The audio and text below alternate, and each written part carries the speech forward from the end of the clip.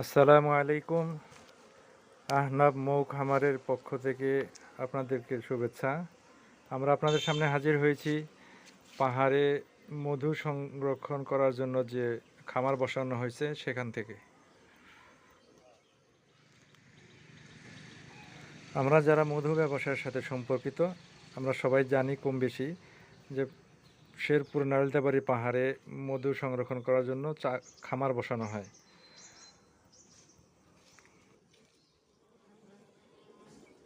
আপনাদেরকে আজ ভিন্ন এক জায়গা সম্পর্কে পরিচয় করে দিব, যেটা টাঙ্গাইলে গজারির বন, শাল বন, এখানে অনেক লতাপাতা, আর সেখান থেকে মৌমাছি পোলেন এবং নেকটাস সংগ্রহ করতেছে, যেটা আপনারা সরাসরি দেখতে পেলেন।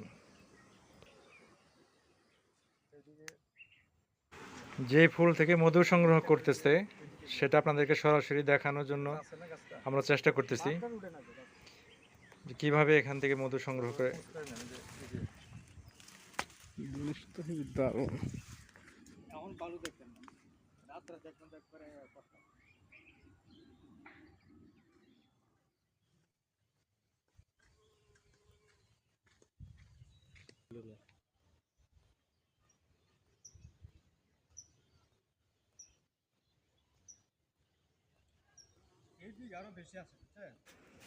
আজ এই পর্যন্তই।